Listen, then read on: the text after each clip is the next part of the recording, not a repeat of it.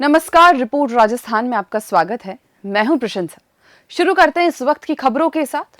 राजस्थान विधानसभा में सत्र में जाने से पहले गृह राज्य मंत्री जवाहर सिंह बेढम ने राणा सांगा पर दिए गए सपा सांसद के बयान पर कड़ी प्रतिक्रिया दी।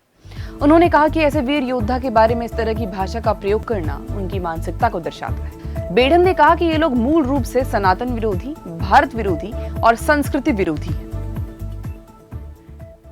सपा के सांसद ने जो स्तरहीन शब्द कहे हैं वो भारतीय संस्कृति, भारत के वीरों और सनातन संस्कृति के विरुद्ध है। इससे वो लगता है कि वो तुष्टीकरण की राजनीति करते हैं और तुष्टीकरण की राजनीति करके हिंदुत्व और हिंदू सम्राटों के खिलाफ ओछी बातें कह करके अपने आप को एक समुदाय विशेष में अपनी उपस्थिति दर्ज कराना चाहते हैं। इसके अलावा कुछ नहीं।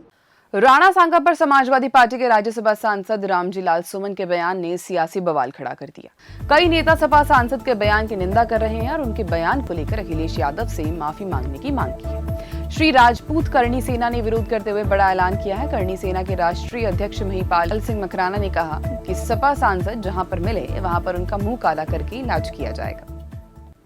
इसने जो घृणित बात बोली है ना, अभी भी दिमाग में चल रही है।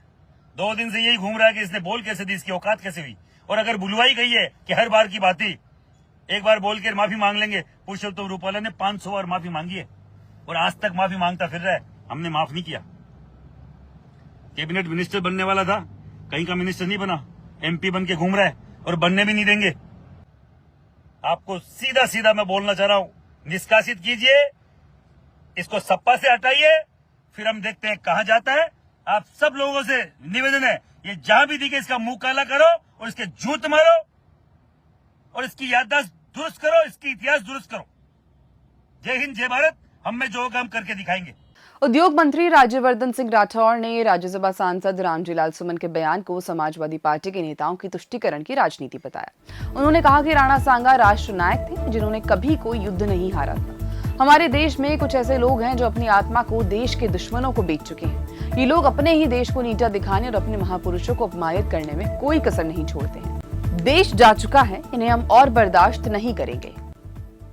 हमारे देश में कुछ लोग ऐसे हैं जो अपनी आत्मा देश के दुश्मनों को बेच चुके हैं। अपने ही देश को, अपने महापुरुषों को नीचा दिखाना, अपमानित करने में ये कोई कसर नहीं छोड़ते। ये दीमक हैं जो आपकी चौखट खोखली करने में लगे हैं। लेकिन अब देश जाग चुका है और हम और बर्दाश्त नहीं करेंगे।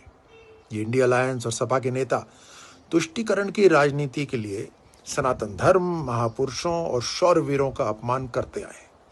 1990 में कार सेवकों पे गोली चलाने का आदेश देना हो या सेना के शौर्य पे शक करना हो, यही इनका कुचरित्र रहता है।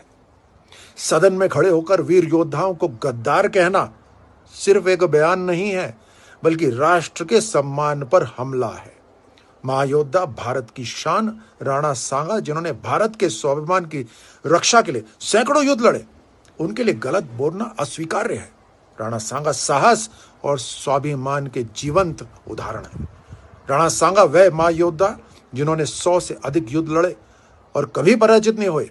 सिर्फ एक युद्ध उनके जीवन का अपवाद रहा। उनके शरीर पर 80 से अधिक घाव थे, फिर भी वे अंतिम सांस तक मातृभूमि की रक्षा के लिए लड़े। असली योद्धा का यही प्रतीक है।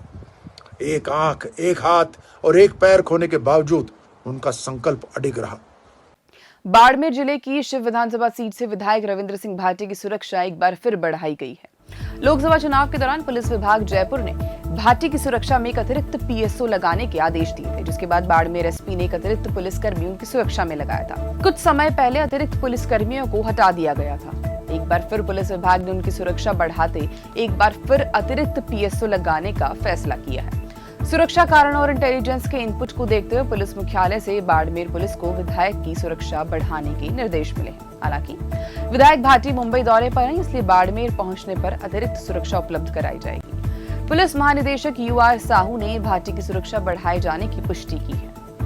राजस्थान दिवस के उपलक्ष्य में राज्य सरकार वृहद स्तर पर कार्यक्रम आयोजित करने जा रही है। राजस्थान दिवस समारोह का आगाज 25 मार्च को मरुधरा बाड़मेर से मुख्यमंत्री भजनलाल शर्मा की उपस्थिति में आयोजित मातृवंदन को समर्पित महिला सम्मेलन से होगा। वहीं 26 मार्च को किसान सम्मेलन एवं एफपीओ कार्यक्रम के मुख्य समारोह का आयोजन बीकानेर तथा 27 मार्च को गरीब एवं अंत्योदय का मुख्य कार्यक्रम भरतपुर में आयोजित किया जाएगा। इसी तरह 28 मार्च को सुशासन समारोह का आयोजन भीलवाड़ा में एवं 29 मार्च को युवा एवं रोजगार उत्सव का आयोजन कोटा में होगा। राज्य स्तरीय सांस्कृतिक कार्यक्रम 30 मार्च को, राज्य स्तरीय निवेश उत्सव 31 मार्च को जयपुर में आयोजित किया जाएगा। इस वक्त के लिए केवल इतना ही। देखते रहें रिपोर्ट राजस्थान।